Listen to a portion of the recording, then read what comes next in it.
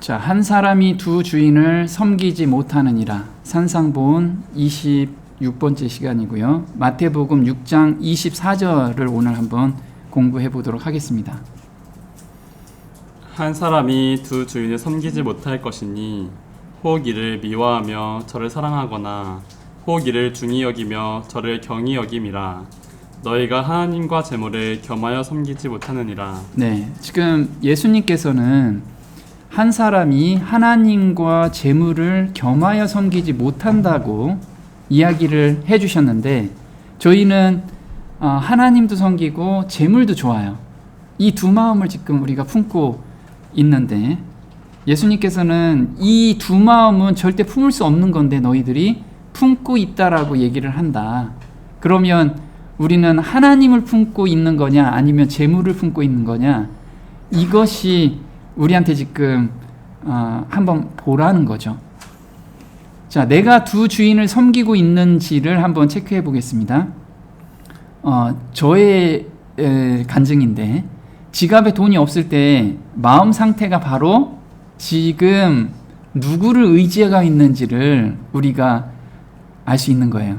제가 직장에 출근을 하는데 지갑에 돈이 한 푼이 없어요.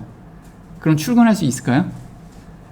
네, 이때부터 아주 불안해지기 시작합니다. 이때부터 굉장히 불안해지는데, 왜 불안해질까?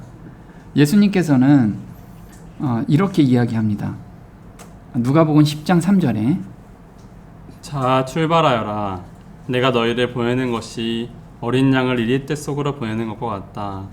너희는 지갑이나 가방이나 신발을 가지고 다니지 말며 길에서 인사하느라고 시간을 낭비하지 말아라. 일꾼이 자기 품삯을 받는 것이 마땅하다. 네, 예수님께서는 제자들을 전도 여행을 보내실 때 뭐라고 말씀하셨냐면, 너희는 지갑이나 가방이나 신발을 가지고 다니지 말래요. 그러면 아무것도 가지고 다니지 말고 그냥 가라는 거예요. 이유는 뭘까요? 오로지 하나님만 의지하고 가라는 거예요. 그러면 하나님께서 역사해 주시겠다는 거죠. 그래서 일꾼이 복음을 전도하는데 그 품삯을 받는 것이 마땅하지 않느냐.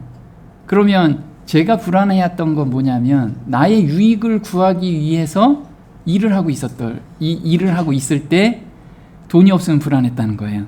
근데 하나님을 복음을 전도하기 위해서 일을 할 때는 전혀 불안한 감이 없었다는 거죠. 그러면 또 한번 볼게요. 누가복음 22장 35절에 이렇게 나옵니다. 내가 너희를 지갑이나 가방이나 신도 없이 보냈을 때 부족한 것이 있었느냐 하고 물으시자 제 아들은 없었습니다 하고 대답하였다. 네, 지금 이거에 대한 제자들의 경험을 지금 이야기를 하고 있는 거예요. 제자들한테 아무것도 가지고 다니지 말고 그냥 하나님께서 인도하는 대로 한번 가봐라. 그럼 거기에서 전도의 길이 열릴 거다. 그리고 제자들이 갔다 왔습니다. 갔다 와서 예수님께서 물어봤어요. 너희들이 지갑이나 가방이나 신발이 하나도 없는데 부족한 것이 있더냐? 물어보니까 경험적으로 없습니다 라고 이야기를 해요. 그러면 이 제자들은 앞으로 삶을 살아갈 때 돈을 벌기 위해서 바락바락 했을까요? 안 했을 거라는 거예요. 이 경험이 우리한테 필요한 거예요. 이 경험이. 우리가 지금 이 경험이 없기 때문에 항상 불안한 거예요. 돈이 조금 없으면, 또 생활비가 좀 없으면 계속해서 불안해지기 시작한다는 거죠. 그래서 하나님의 일이 아닌 나의 유익을 구하는 일을 하고 있을 때 불안함이 밀려와요. 왜? 하나님이 인도하시지 않을 거라는 생각이 들기 때문에 그렇죠. 그래서 지금 내가 길이, 양쪽 길이 있는데 한쪽 길은 하나님이고 한쪽 길은 재물입니다. 그래서 하나님의 길은 보약이라고 지금 예를 들은 거예요. 재물은 이 독약입니다. 근데 우리는 두 가지를 같이 먹고 있어요. 독약도 마시고 보약도 마시고 이렇게 마시고 있다라는 거예요. 그러면서 마태복음 6장 24절엔 이렇게 이야기하는 게, 너희가 하나님과 재물을 겸하여 섬기지 못하느니라. 그래서 여기서 재물이라는 건 원어로 뭐라고 얘기하냐면, 원어로는 맘모나스라고 하는데 이게 맘몬에서 나온 말이라고 합니다. 근데 맘몬이라는 뜻은 뭐냐면 신처럼 신뢰하는 것. 신처럼 신뢰하는 것. 그래서 우리가 사실 하나님보다는 재물을 더 많이 신뢰를 하고 의지를 하고 있다라는 거예요. 우리 마음속에. 근데 예수님께서는 이렇게 말씀을 하세요. 그리스도께서는 사람이 두 주인을 섬기지 않을 것이라고 말씀하지 않으시고 두 주인을 섬길 수 없다고 말씀하신다. 하나님께 대한 관심과 세상의 재물에 대한 관심은 서로 연합하거나 상통할 수 없다. 네, 예수님께서는 섬길 수 없다라고, 이건 불가능한 일이라고 지금 이야기를 하고 있어요. 그러면 나는 하나님도 섬기고 의지하고 있고 재물도 의지하고 있어. 그러면 하나님을 의지한 거냐? 하나도 의지하고 있지 않다라는 거예요. 내 스스로는 하나님을 조금 의지하고 있어요, 믿고 있어요 얘기하지만 사실 전혀 믿고 있지 않다라고 지금 이야기를 하고 있어요. 전혀. 우리가 지금 그 부분을 오늘 좀 봤으면 좋겠습니다. 지금 재물신입니다. 이게 재물신. 이렇게 생겼어요. 그래서 사람들이 그 밑에서 넙죽 엎드리고 있습니다. 근데 재물신을 왜 믿냐 하면 실질적으로 전지전능하기 때문에. 재물신이 전지전능해요. 정말 그럴까요? 근데 우리는 알게 모르게 그렇게 믿고 있어요. 재물에 대해서. 그래서 재물만 있으면 무엇이든지 다 할 수 있을 것 같아요. 그렇죠? 그리고 요즘은 재물이 있으면 사람의 생각도 사요. 사랑도 사는 게 재물이라고 하잖아요. 돈만 있으면 사랑도 산다고 하잖아요.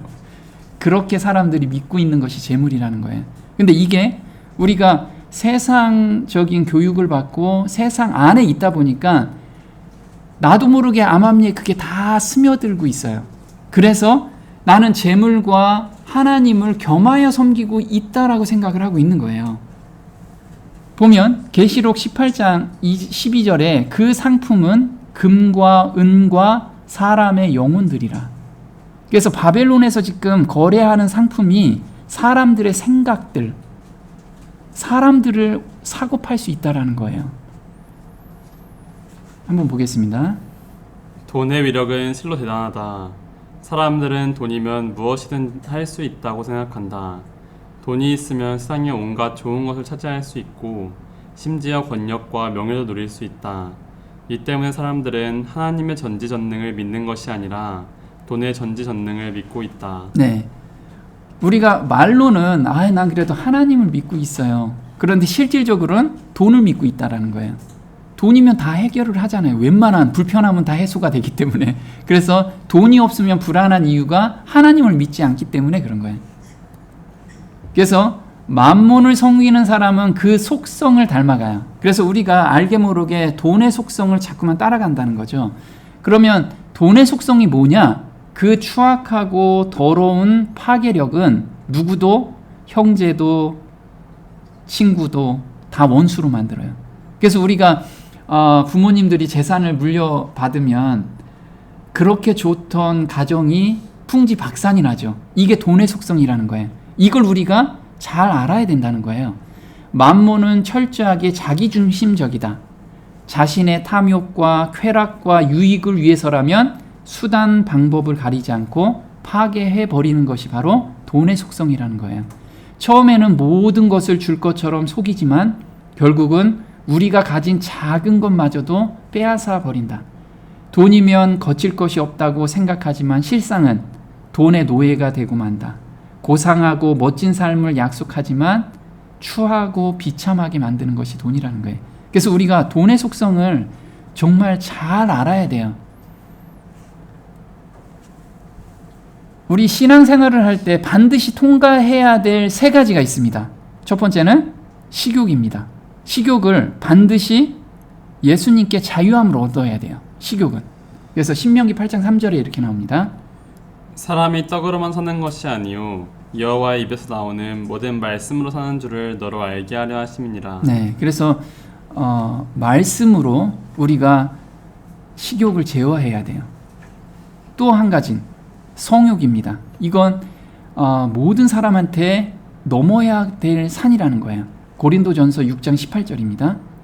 유명을 피하라. 사람이 범하는 죄마다 몸 밖에 있거니와 음행하는 자는 자기 몸에게 죄를 범하느니라. 네. 이 음행이라는 것은 자기 몸에 죄를 범하는 거기 때문에 이거는 범하게 되면 구원을 잃을 정도로 굉장히 강력한 거라는 거예요. 그래서 이것도 하나님의 말씀으로 자유함을 얻어야 돼요. 새 마음을 받는 경험을 해야 돼요. 또 탐욕입니다. 탐욕. 탐심이니 탐심은 우상 숭배니라. 그래서 우리가 신앙생활에서는 이 세 가지가 내가 지금 자유함을 반드시 얻어야 될 것이기 때문에 자유함을 못 얻었다면 정말 하나님께 간구하고 새 마음을 받아야 되는, 이걸 간구해야 돼요. 그래서 보면 욕심과 성욕을 이렇게 해서 금으로 우리가 변화를 시켜줘야 돼요. 로마서 8장에 이렇게 나옵니다. 예수님의 피로 반드시 해방을 맛보아야 되는 거예요. 해방. 여기서 억눌림에서 해방이 돼야 되는 거예요. 한번 볼게요. 그러므로 이제 그리스도 예수 안에 있는 자들에게는 결코 정죄함이 없나니 그들은 육신을 따라 행하지 아니하고 성령을 따라 행하느니라. 이는 그리스도 예수 안에 있는 생명의 성령의 법이 죄와 사망의 법에서 나를 해방시켰기 때문이라. 네, 지금 식욕하고 성욕, 그 다음에 탐심은 마음의 정죄를 주세요. 마음의 정죄. 이 마음의 정죄를 주기 때문에 이 정죄함에서 해방을 받아야 돼. 이 경험을 우리는 매일 간구를 하고 해방감을 얻어야 돼요. 한번 볼게요. 어떤 사람도 중립적 위치에 설 수 없다. 자신을 하나님께 온전히 바치지 않는 자는 다른 세력의 지배를 받게 되고 완전히 틀린 성격의 제안을 하는 또 다른 음성을 듣게 된다. 절반뿐인 섬김은 인간 대리자를 원수의 편에 서게 하여 흑암의 군대의 성공적인 동맹이 되도록 할 것이다. 네. 그래서 지금 하나님과 재물은 겸하여 섬길 수 없다라고 얘기하는데 저 같은 경우도 마찬가지라는 거죠. 돈이 없으면 불안하다. 그럼 내가 지금 하나님을 온전히 의지하지 못하고 있다라는 거예요. 근데 저는 지금 중립적인 위치에 서 있는 거예요. 그렇다면 중립적인 위치에 서 있는데 이렇게 서 있으면 다른 음성을 듣게 된다는 거예요. 다른 음성이 뭐예요? 자기 합리화. 이 정도까지 하면 됐지. 그래서 가장 많이 하나님을 따르는 백성 중에서 가장 많이 넘어진 것이 첫 번째 식욕, 그 다음에 성욕, 그 다음에 이 탐심, 탐욕. 이 세 가지를 통해서 하나님을 일하는 사람들이 다 꼬꾸라지는 거예요. 거기에서 해방감, 우리가 자유함을 얻지 못하기 때문에 자기가 속고 있는 거예요. 이게 중립적인 상태에서 속고 있다라는 거죠. 이게 만문신입니다. 만문신. 요 밑에서 지금 사람들이 다 무릎 꿇고 막 만문신을 지금 받들어 모시고 있죠. 그래서 성경에서는요, 유일하게 하나님과 동격으로 소개한 게 재물이에요. 동격으로. 왜? 사람들은 하나님과 동등하게 그 위치에다 올려놓는 게 재물이기 때문에 그래요. 그래서 만몬은 마음을 훔치는 강력한 마력이 있어요. 그래서 예수님이 계속해서 재물에 대해서 말씀을 하신 건데, 이 마력은요, 사람들이 이 마력에 한번 들어가면 스스로는 절대 벗어날 수 없기 때문에 그래요. 스스로는. 로마서 6장 16절에 이렇게 나옵니다. 돈의 노예가 되었을 때 나타나는 증세예요. 돈의 노예가 됐을 때 어떻게 나타나는지 볼게요. 너희 자신을 종으로 들여 누구에게 순종하든지 그 순종함을 받는 자의 종이 되는 줄을 너희가 알지 못하느냐. 네, 우리가 죄에 순종해도 죄의 종이 됩니다. 그 중에서 이렇게 재물에 순종이 되면, 재물의 주는 아주 매력적인 것을 한번 맛을 봐서 거기에 매력이 끌리기 시작하면 거기에 질질 끌려가는 종이 된다는 거예요. 그래서 재물의 종이 되면 무엇이 자기 마음에 들어서냐면 첫 번째가 두려움입니다. 두려움. 이건 돈이 많고 적고에 상관없이 두려움이 임하게 돼 있어요. 두 번째는 돈이 많으면 자만심이 오게 돼 있어요. 이 두 가지가 내 마음속에 왔느냐 안 나느냐, 이걸 잘 봐야 돼요. 그래서 하나님을 믿지 못하고 돈을 믿는 증상이라는 거예요. 이 두 가지가. 그러면 재물의 종이 되면 돈이 많든 적든 간에 평안함이 없다. 지금 이 사람이 그 고민 때문에 몸이 지금 분산되고 있어요. 몸이 사라지고 있다는 거죠. 자, 돈이 없는 자의 염려가 이런 거예요. 마태복음 6장 25절에 목숨을 위하여 무엇을 먹을까 무엇을 마실까 몸을 위하여 무엇을 입을까 염려하지 말라. 네, 저는 이 염려를 그렇게 많이 했습니다. 돈이 없었을 때 먹고 사는 게 정말 걱정 많더라고. 이게 마음에 이게 들었으니까 성경도 읽어지지가 않아요. 근데 또 어떤 경험도 했냐면 또 돈이 많이 저한테 허락된 적도 있어요. 그래서 돈이 많았을 때 또 이런 게 있습니다. 볼게요. 노동자는 먹을 것이 많든 적든 단잠을 잘 수 있으나 부자는 재산이 많으므로 이것저것 걱정하다가 잠을 자지 못한다. 네, 전도서 5장 12절 정확히 얘기해 주죠. 돈이 많아도 걱정 때문에 잠이 안 와요. 또 어떤 것 때문에 잠이 안 오냐면 더 많은 돈을 벌고 싶은 그 충동이 계속 생기기 때문에 잠이 안 와요. 그래서 예수님께서는 염려는 죄라고 이야기를 해요. 한번 볼게요. 너희는 스스로 조심하라. 그렇지 않으면 방탕함과 술 취함과 생활의 염려로 마음이 둔하여지고 뜻밖의 그날이 덫과 같이 너희에게 임하리라.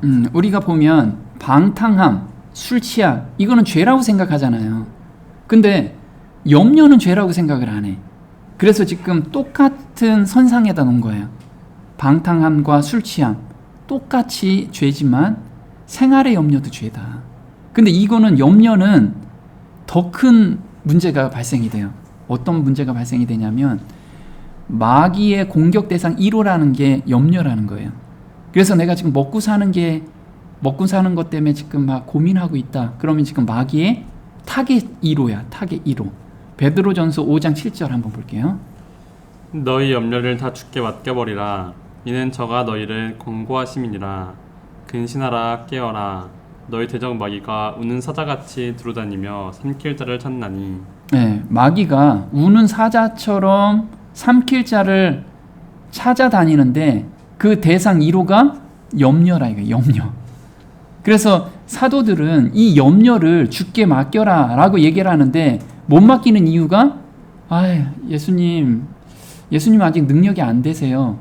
이 표현이라는 게 못 맡긴다는 게 지금. 그래서 그 마음을 우리가 경험적으로 받아야 된다는 거예요.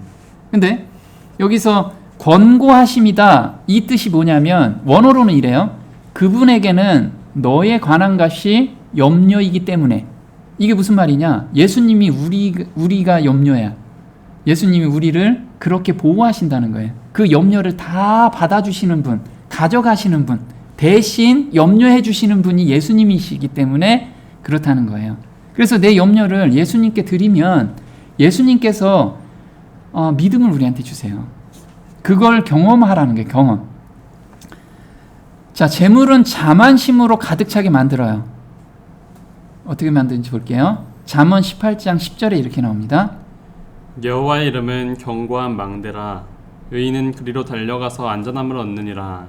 부자의 재물은 그의 견고한 성이라. 그가 높은 성벽같이 여기느니라. 사람의 마음의 교만은 멸망의 선봉이요. 네. 지금 재물이 많을 경우에는 그 재물이 견고한 성이 된대요. 이 자기 고집이 돼서 말씀이 들어와도 그 말씀을 흡수하지가 않아. 이 견고한 성이라 깨트릴 수가 없어. 근데 정말 재물을 의지하지 않는다면 누구를 의지하냐면 여호와의 이름을 의지하게 돼 있다는 거예요. 그래서 재물이 많을 경우에 시편 52편 5절에 이렇게 나옵니다. 하나님께서도 너를 영원히 멸하시며 너를 없애버리시리니 보라, 이 사람은 하나님을 자기의 힘으로 삼지 아니하고 자기 부의 풍부함을 의지하여 자기 악으로 자신을 힘있게 하던 자라. 네, 하나님께서는 이런 자를 영원히 멸하신대요. 멸하시는데 어떻게 멸하시냐면 자기 부의 풍부함을 의지하는 자라는 거예요. 하나님을 의지하지 않고. 그러면 하나님이 멸망시킨다는 게 뭐냐면 거듭남의 경험을 계속하지 못하기 때문에 자기 선택으로 자기가 멸망으로 간다는 거예요. 그래서 우리는 이 재물이 얼마나 무서운 건지, 그 재물에 나는 절대 안 빠질 거야 라고 생각하지만 재물은 정말 스며들듯이 우리한테 들어온다는 거예요. 자, 재물신은 자신이 믿음 안에 있다고 착각하게 만드는 게 재물신이에요. 자, 이게 언제 있었냐면은 사도들 시절에 그 성령이 충만했을 때 이 재물이 이렇게 착각을 만들어냈어요. 기만을 낳게 했다는 거죠. 사도행전 5장 1절 아나니아하고 삽비라라는 이야기 많이 들었죠. 이걸 현대어 성경으로 한번 풀어서 읽어보겠습니다. 그런데 아나니아라는 사람도 아내 삽비라와 의논하여 자기의 재산을 정리하였다. 그리고 돈의 이보를 가지고 와서는 전액을 가져왔다고 말하였다. 이런 속임수는 물론 그의 아내와 함께 꾸민 일이었다. 베드로가 이것을 다 꿰뚫어보고 그를 책망하였다. 아나니아여, 사단이 당신 속에 들어갔소. 왜 땅값을 따로 챙겨두고 와서 전액이라고 말해 성령께 거짓말을 하는 거요. 그 재산을 팔고 안 팔고는 당신 마음대로 할 수 있는 일이요. 그리고 판 후에 그 돈의 얼마를 남에게 주는가 하는 것도 전적으로 당신 자유의사에 달린 것이요.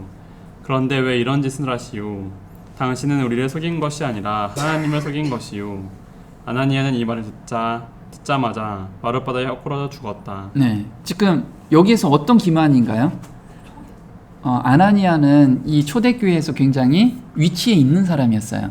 그래서 다른 성도들이 이렇게 지금 자기 밭을 팔고, 여기는 바나바죠. 바나바는 굉장히 존경받는 사람인데 밭을 팔아서 사도들 앞에 다 내놨어요. 그러니까 사람들이 어때요? 다 존경을 하잖아요. 신앙이 좋게. 근데 아나니아하고 삽비라는 그렇게 보이고 싶었어요. 자기는 100% 헌금을 하지 않고 일부만 내고 자기는 이거 저 전 재산입니다 하고 내놓고 그 성도들한테 그 존경을 받고 싶어 했어요. 믿음이 있노라고 자기가 사람들한테 보여지고 싶었던 거예요. 이게 재물에 욕심이 가 있으면 이렇게 기만당한다는 거예요. 자기가 기만당한다는 거. 자, 한번 볼게요. 그들은 사탄과 참된 군사 사이에 연결고리 노릇을 한다.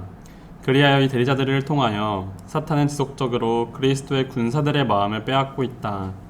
이 세상에서 가장 강한 악의 보루는 버림받은 죄인이나 타락한 불황자의 부장한 생애가 아니라 겉으로는 덕망 있고 존경할 만하고 고상해 보이나 실제로는 죄를 품고 악이 깊숙이 침투해 있는 생애이다.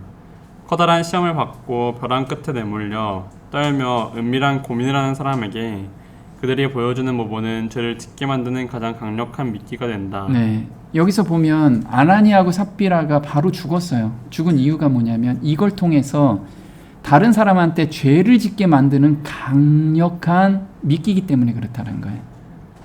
그러니까 사람들은 자기 마음을 온전히 드리고 하나님께 온전히 의지하는 그 믿음을 보여줘야 되는데 마음속에는 그게 없는데 겉으로 보여주는 거예요. 겉으로 내가 이만큼 냈잖아요.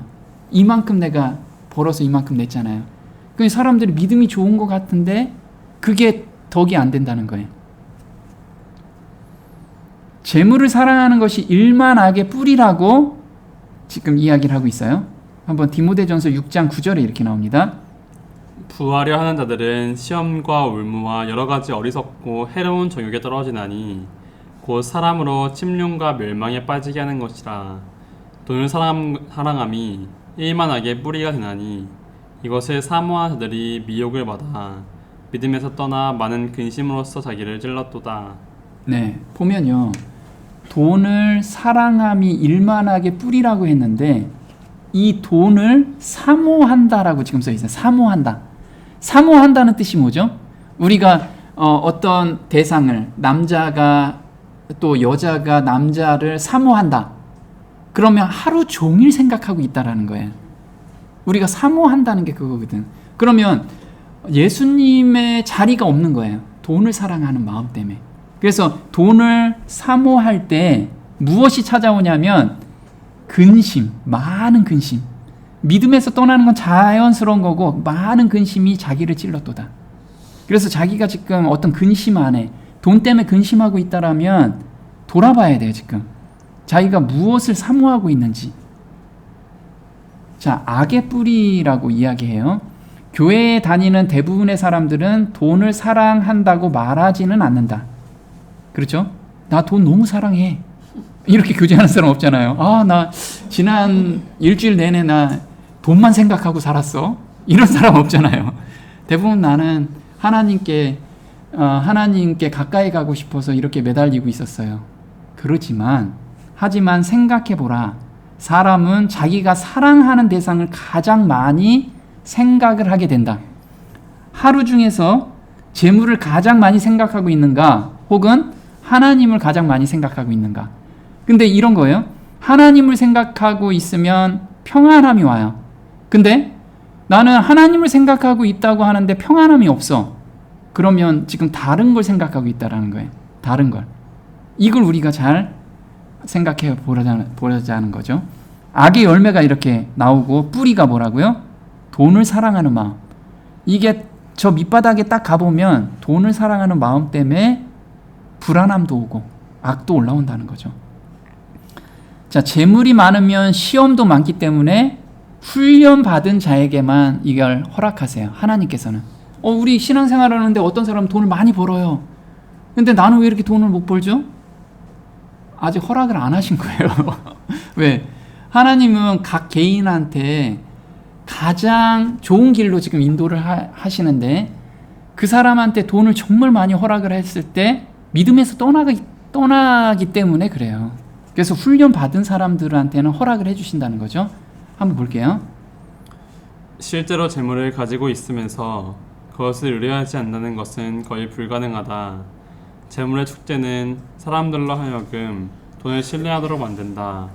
곧 그 돈이 자신의 모든 문제를 해결해 줄 수 있으며 자기에게 현재의 즐거움과 미래의 안전을 보장해 줄 것처럼 보이지만 그것은 바로 마귀의 덫이다. 네, 그래서 우리는 돈을 많이 모으면 현재가 즐겁고 미래가 나는 보장돼 있어. 이 생각에 거기에 의지를 하거든. 그 의지하는 마음을 우리는 예수님께 의지하는 마음으로 바꿔야 돼요. 그래서 예수님께서는 그걸 우리한테 계속해서 그 길로 인도해 가시는 거죠.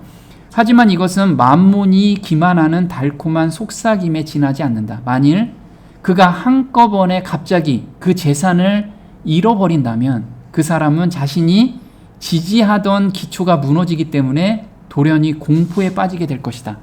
재물의 축적은 자신도 모르게 보이지 않는 하나님을 의뢰하기보다는 보이는 은행 잔고를 더 신뢰하게 만든다. 우리 지금 무엇을 신뢰하는지 한번 잘 생각해 봐야 돼요.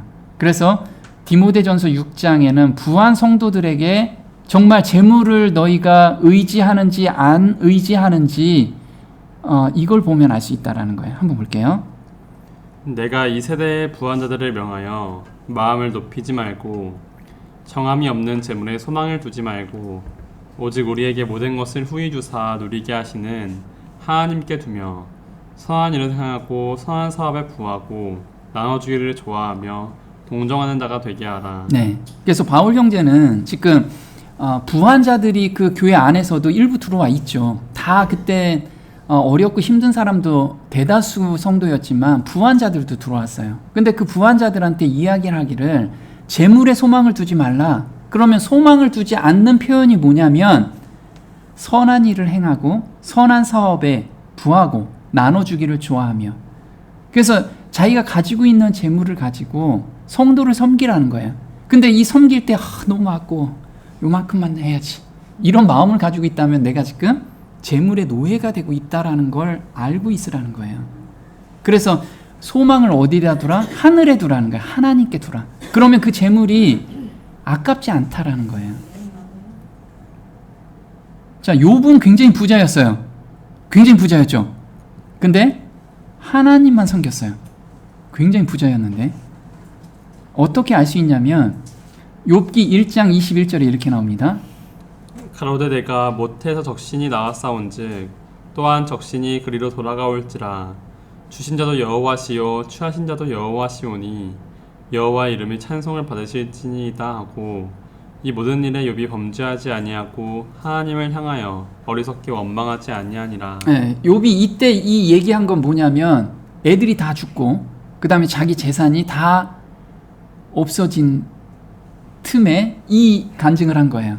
우리가 만약에 지금 내가 살고 있는 것이 하루아침에 다 없어졌어요. 그래서 길바닥에 다 앉은 상태예요.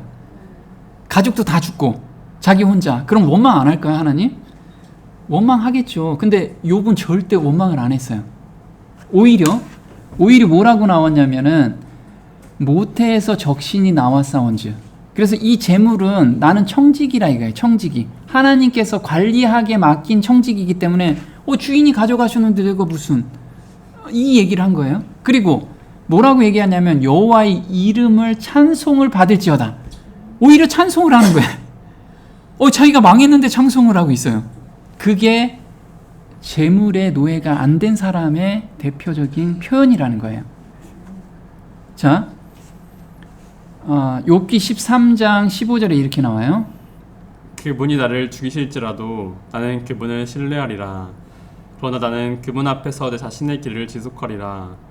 그분은 또한 나의 구원이 되시리니 위선자는 그분 앞에 오지 못할 것임이라. 네, 그래서 지금 욥은 뭐라고 얘기하냐면 그렇게 다 뺏기고 나를 죽이실지라도 나는 누구를 신뢰해요?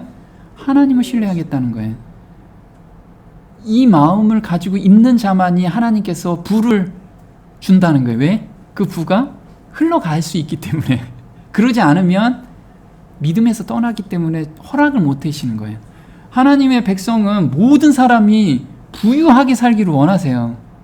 하나님이 우주를 창조하신 분이고 그 보화를 다 가지고 계신 분이 정말 사랑하는 자녀들이 이 찌질하게 먹고 사는 거 이걸 원하실까요? 그러지 않다는 거예요. 근데 정말 풍요하게 주면 믿음에서 떠나기 때문에 줄 수가 없는 거예요. 자, 하나님께서 고난을 통해 욥의 신앙을 승화 발전시키려는 계획을 갖고 계심을 누가 알았어요? 욥이 알았어요. 그래서 이렇게 어떤 어려움이 오는 건 우리가 욥의 마음으로 받아들여야 돼요. 그래서 욥은 뭐라고 얘기했냐면 나의 가는 길을 오직 그가 아시나니 그가 나를 단련하신 후에 내가 정금같이 나오리라. 그래서 우리는 그것을 시험을 허락하신 하나님을 찬양하는 거예요. 나는 거기서 믿음을 더 잘하게 하시기 위해서구나. 이거를 욥은 항상 가지고 있었다는 거예요. 이러한 신앙을 견지하고 있었기에 욥은 재난 중에서도 영적 평정을 잃지 않고 도리어 하나님을 찬양하는 데까지 나아갈 수 있었다. 그래서 우리는 정말 휘장 뒤편에서 일어나는 그 전쟁을 항상 생각해야 된다는 거예요. 이 보이는 현상만 우리가 보고 판단하면 안 된다는 거죠. 자, 베드로가 그물을 버릴 수 있었던 이유예요. 우리가 이 베드로의 믿음을 경험을 해야 돼. 지금 베드로가 어떻게 하냐면 그 물고기를 잡은 거죠. 자, 누가복음 5장 5절에 밤새도록 고기를 잡았는데 한 마리도 못 잡았어요. 그래서 예수님께서 베드로한테 얘기하죠. 자, 그 호수 정중앙에 가서 그물을 던져라. 얘기하니까 그물이 찢어질 정도로 고기가 많이 잡혔어요. 이걸 보고 믿음이 생겼다는 거예요. 한번 볼게요. 시몬이 대답하여 가로되 선생이여 우리들이 밤이 맞도록 수고를 하였으되 얻은 것이 없지만은 말씀에 의지하여 내가 그물을 내리리이다 하고 그리한즉 고기를 애운 것이 심히 많아 그물이 찢어지는지라. 시몬 베드로가 이를 보고 예수의 무릎 아래 엎드려 가로되 주여 나를 떠나소서 나는 죄인이로소이다 하니 저희가 베드로를 육지에 대고 모든 것을 버려두고 예수를 쫓으니라. 네. 그 전까지는 베드로는 그냥 그 제자가 아니었고 예수님이 좋은 말씀하시는구나 이런 상태였어요. 그래서 저 위에 선생이요, 메시아라고, 자기의 메시아라고 생각한 게 아니고 선생이요 이렇게 얘기하다가 8절에는 주여, 주님으로 바뀌어버렸어요. 자기의 삶을 책임질 분으로 자기가 받아들이게 된 거예요. 근데 그 다음에 뭐라고 하냐면 자기 생계를 다 버려두고 예수를 쫓았어요. 버려두고. 왜 그랬느냐? 내 삶을 책임져 주시는 예수님을 만나는 경험 때문에 그래요. 어떻게 했는지 볼게요. 그들이 예전에 잡아보지 못한 엄청난 양의 고기를 소유하게 된 4명의 동업자가 거기에 서 있었다. 그들은 가장 큰 물질적 성공을 거둔 그 순간 자신들의 사업을 벌였다. 예수는 고기를 풍부하게 제공해 줌으로써 제자들의 필요를 채워줄 능력이 자신에게 있다는 증거를 보여주었으며 그들은 겸비하게 믿었다. 제자들에게는 일말의 주저함도 없었다. 네. 지금 베드로와 그 제자들이 무슨 경험을 했냐면 예수님을 따라가면 굶어 죽지 않겠네? 이 경험을 했어요.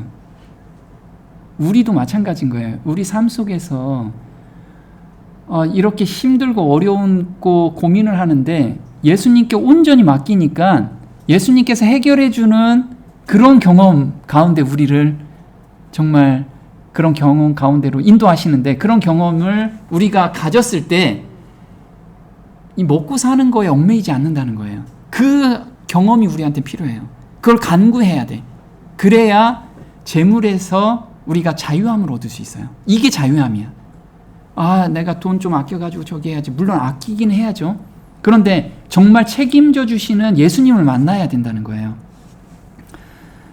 우리가 이런 거죠. 나 먹고 살 것도 없는데 무슨 선행을 해. 그래서 돈이 없다고 선행을 하지 않는 것이 만몬신의 마음이 잡혀 있다는 증거다. 이 마음. 그러니까 예수님께서는 보리떡 5병이요. 보리떡 2개와 보리떡 5개와 물고기 2마리로 5,000명을 먹였잖아요. 근데 그 작은 거로 엄청난 기적을 보여줬다는 거예요. 마찬가지로 믿음이 있다면 내가 가지고 있는 과부의 2렙돈, 그 동전으로도 우리가 선행을 할 수가 있어요. 거기에서 하나님의 역사를 경험할 수 있다는 거예요. 근데 그게 왕상 17장에 그 경험을 우리한테 하라고 보여주셨어요. 한번 볼게요. 나는 떡이 없고 다만 통에 가루 한 움큼과 병에 기름 조금뿐이라. 내가 나뭇가지 2엇을 주워다가 나와 내 아들을 위하여 음식을 만들어 먹고 그 후에는 죽으리라. 엘리야가 저에게 이르되 두려워 말고 가서 내 말대로 하려니와 먼저 그것으로 나를 위하여 작은 떡 하나를 만들어 내게로 가져오고 그 후에 너와 내 아들을 위하여 만들라. 여호와께서 엘리야로 하신 말씀같이 통의 가루가 다하지 아니하고 병의 기름이 없어지지 아니하니라. 네, 지금 과부가 마지막으로 자기 아들과 떡을 해먹고 이제 굶어서 죽을 작정이라는 거죠. 그러니까 이게 생명인 거예요. 생명. 우리 정말 있는 거 없는 것 중에서 마지막 남은 거를 엘리야가 달라는 거예요. 줄 수 있나요? 자기는 그래도 굶을 수 있어. 근데 자식까지 있는데 그것까지 바쳐보라는 거예요. 그러니까 과부가 그걸 바쳤죠. 근데 놀라운 경험을 하게 된 거죠. 뭔 경험을 하냐면 통의 가루가 다하지 아니하고 병의 기름이 없어지지 않고 계속 나온 거예요. 그게 하나님께서 우리 삶에서 계속 역사해 주신다는 거예요. 그 한 번의 경험을 과부가 첫날 해봤으면 그 다음날 계속 믿음이 자라겠죠. 믿음이 생겨서 이제는 먹고 사는 걸 걱정 안 할 거예요. 우리한테 이 경험으로 들어가라는 거예요, 지금. 자, 마태복음 6장 33절에 하나님의 말씀을 의지한다는 게 어떤 건지 볼게요. 너희는 먼저 그의 나라와 그의 의를 구하라. 그리하면 이 모든 것을 너희에게 더하시리라. 그러므로 내일 일을 위하여 염려하지 말라. 내일 일은 내일 염려할 것이요 한날 괴로움은 그날의 족하니라. 네, 지금 먼저 그의 나라와 그의 의를 구하면 이 모든 것을 더하신대요. 그래서 우리가 걱정과 근심하는 거는 하나님 일을 안 하고 있기 때문에 걱정과 근심이 나한테 자리를 잡고 있는 거예요. 그럼 하나님 일이 뭘까요? 하나님 일. 하나님의 일은 이것이니 곧 너희의 거룩함이라. 우리가 새 마음을 받는 경험을 1순위로 해놓으면 그게 하나님의 일을 지금 하고 있는 거예요. 거기에 우리가 포커스를 맞추면 나머지는 하나님께서 알아서 더해 주신다는 거예요.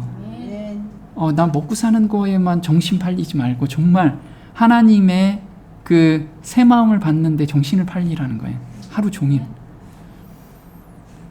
그래서 베드로전서 4장 11절은 이렇게 나와요. 봉사하는 것도 성령의 힘에 의해서 하라는 거예요. 한번 볼게요. 누가 봉사하려면 하나님의 공급하시는 힘으로 하는 것 같이 하라. 이는 범사에 예수 그리스도로 말미암아 하나님의 영광을 받으시게 하려 함이니 그에게 영광과 권능이 세세에 무궁토록 있느니라. 아멘. 네. 그래서 우리가 봉사를 하는데 내 힘으로 하면 봉사할 때마다 힘들어요. 힘들잖아. 나 어렵게 했어. 또 자랑도 생겨. 뿌듯함이 생기잖아요. 그래도 내가 얻는 살림에 이렇게 했어. 이런 뿌듯함.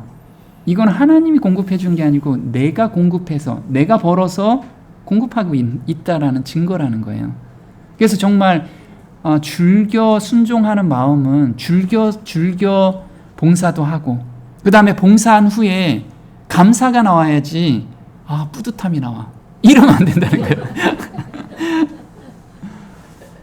자, 과부가 생활비 전부를 넣은 이유가 있어요. 이걸 예수님께서 말씀하신 것은 먹이시는 하나님을 삶에서 경험하라는 거예요. 이 과부는 이 두렙돈이라는 건 요즘 화폐 가치가 많이 저기 했죠. 요즘 돈으로 치면 한 500원 정도 돼요. 500원으로 뭐 사 먹을 거 있나요? 아이스크림도 못 사 먹어. 그 돈을 그게 전 재산이었어요. 그걸 눕는 이유가 있어요. 이 과부는 평상시에 하나님께서 먹여 살린 것을 경험하고 있었던 거예요. 과부는. 우리가 이걸 경험을 해야 돼요. 돈이 없는데도 그 500원이 마지막 잔돈인데 그것도 봉사할 수 있었던 것은 나 이거 넣으면 하나님이 또 날 채워주실 거야. 이걸 경험을 하고 있었던 사람이었어요. 마가복음 12장 42절에 이렇게 나옵니다. 한 가난한 과부는 와서 두렙돈 곧 한 고드란트를 넣는지라. 예수께서 제 아들을 불러다가 이르시되 내가 진실로 너희에게 이르노니 이 가난한 과부는 연보교에 넣는 모든 사람보다 많이 넣었도다. 저희는 다 그 풍족한 중에서 넣었거니와 이 과부는 그 구차한 중에서 자기 모든 소유 곧 생활비 전부를 넣었느니라 하셨더라. 네, 이 500원이 생활비 전부였어요. 생활비 전부였는데 그래도 감사함으로 내고 있다는 거예요. 이 과부는 그걸 내면서도 정말 감사하면서 냈다는 그 마음. 그런데 이 과부는 이런 거예요. 그 여인은 희생적으로 하나님께 드리면서 하나님께서 그녀에게 필요한 것을 채워주시리라고 신뢰하였던 것이다. 이 신뢰는 어디서 나와요? 경험에서 나와요. 내가 믿습니다. 이 강조에서 나오는 게 아니에요. 자기가 삶에서 경험한 가운데 나오는 것이 신뢰라는 거예요. 이게 믿음이고요. 그녀는 자신을 위하여 동전 하나를 간직해 둘 수 있었다. 예수께서는 전적인 헌신에 대한 하나님의 평가를 제자들에게 가르치기 위하여 그녀의 예를 사용하셨다. 그래서 이 예가 성경에 써 있는 것이 너희 삶 속에서 만몬신에 정말 얽매이지 말고 없다고 해서 마음을 좁게 하지 마라. 공급하시는 분은 하나님이시라는 것을 항상 기억하라는 거예요.